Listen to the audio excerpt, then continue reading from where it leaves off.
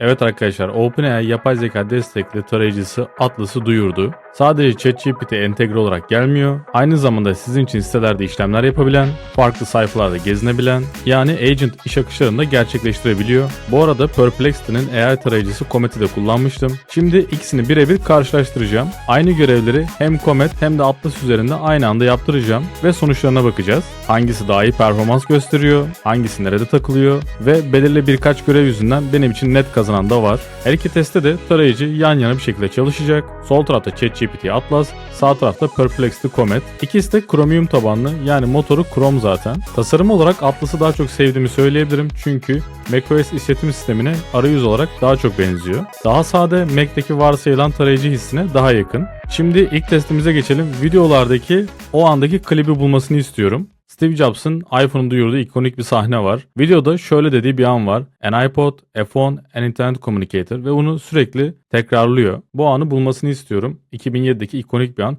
Bakalım videonun o anını bulabilecek mi? Şimdi aynı anda gönderiyorum. Atlas'ta gönderdim ve Comet'te gönderdim. İkisine de giriş yaptım arkadaşlar mailimle. Koşullar eşit olsun diye. ChatGPT Atlas hemen buldu. Diğeri de hemen buldu. Videoda bir atlama yapmadık. Bakalım o sahneyi açıyor mu? Buradan tıklayalım. This is a day. Videoyu buldu. O anı bulabildi mi? Evet, video doğru arkadaşlar. Ama videonun sahnesini tutturamamışlar. O sahneyi de bulmasını isteyelim. Tamam, şimdiki promptumda o anı atlamasını istiyorum videodaki. Buraya da gönderelim. Evet, Perplexity biraz arıyor. Buldu. An iPod. Perplexity doğru buldu arkadaşlar. Tam bu anı istiyordum. ChatGPT'ye bakalım, Atlas'ımıza bakalım. This is a day.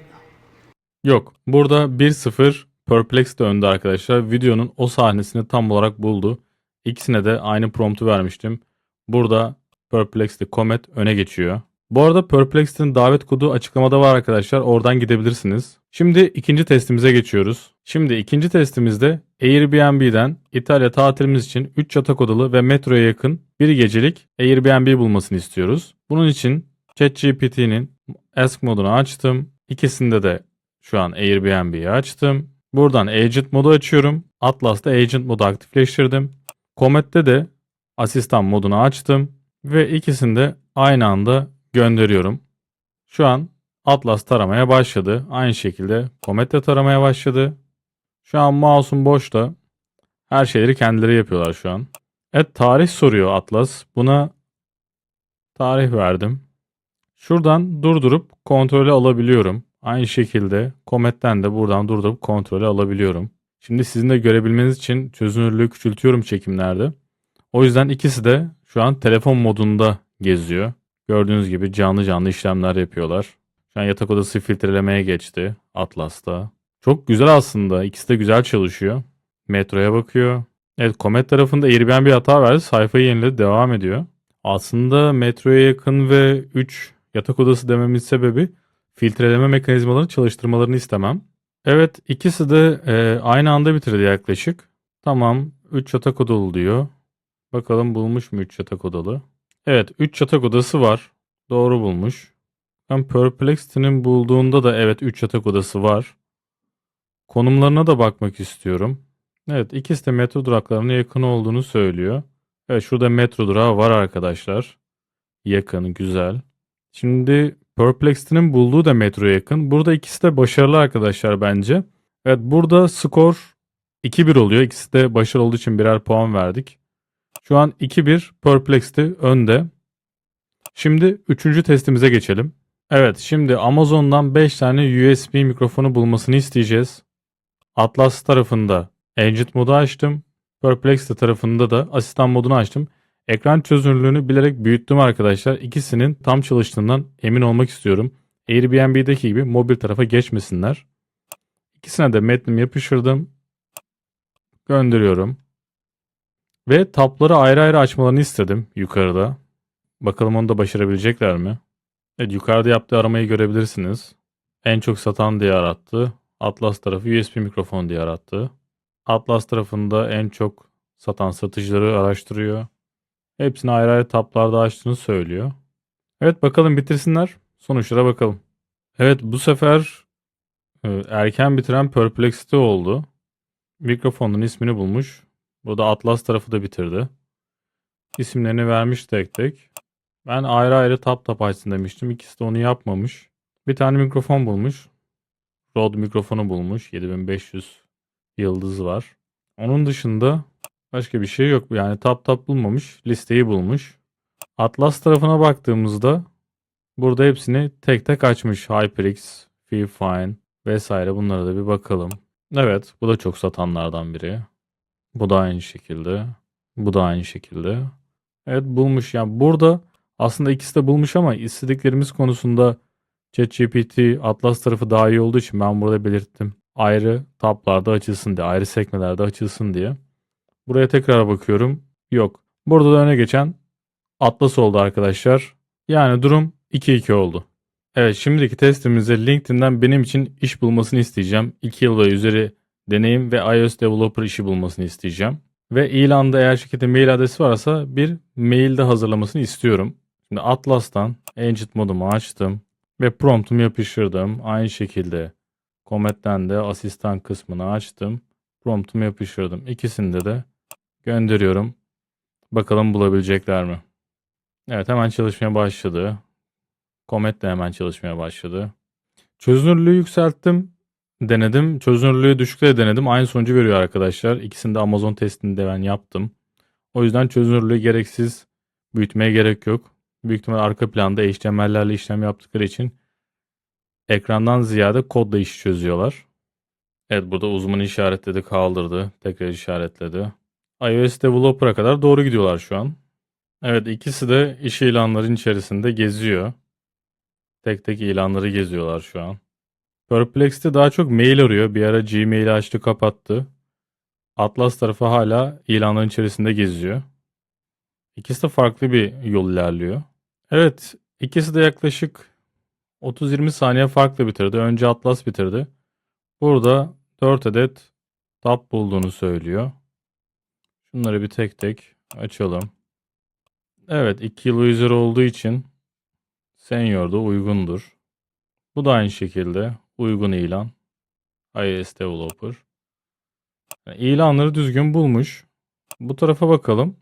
Perplexity de aynı şekilde 3 tane ilan bulmuş. Evet. iOS Developer. Mailleri de bulamadığını söylüyor. Denedi birkaç kere. Şirketler genelde bu mailleri kullanır. LinkedIn'de genelde şirket mailini göstermezler diyor. Bu tarafta mail ile alakalı bir şey var mı? Bu tarafta da aynı şekilde postlarda mail bulamadığını söylüyor. Buradan Easy Apply butonunu kullanabilirsin diyor. Tamam, mail vermiyormuş gerçekten. Ama işleri vesaire doğru buldular. Ama ikisinde bulduğu ilanlar farklı. İkisinde de araştırma yapmak için ikisini de kullanmak gerekiyor demek ki.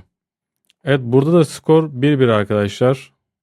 Yani şu an skor 3-3. Tarayıcımız baş başa gidiyor. Son 2 testimiz daha var.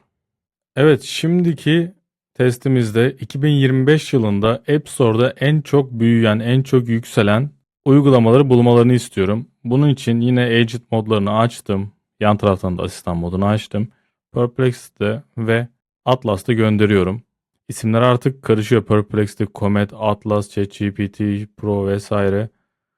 Siz anlayın arkadaşlar. Perplexity veya Comet. Burada da Atlas veya ChatGPT. Comet bitirdi. Hemen bulmuş. Ama referans siteleri de verdi. Bunları da bir açıp bakalım, bir göz gezdirelim. ChatGPT diyor, TikTok diyor, Instagram, Temu, CapCut. Evet, doğru gibi duruyor. Burada bulduğu sitelere bakalım. Atlas aramaya devam ediyor. Evet, kaynaklar da doğru gösteriyor şu an grafiklerde. Evet, güzel datalardan çekmiş. Yani ChatGPT Atlas tarafında genelde haber sitelerini araştırmış gibi. Şu an gezdiğim siteler haber sitelerine benziyor. Evet, benim aslında isteğim netti. 2025 yılında App Store'da en çok trend olan uygulamaları bul demiştim. Burada Nano Banana diyor. Evet, olabilir, ya da Gemini olabilir. Burada Amerika'da popüler olan şeyleri söylüyor.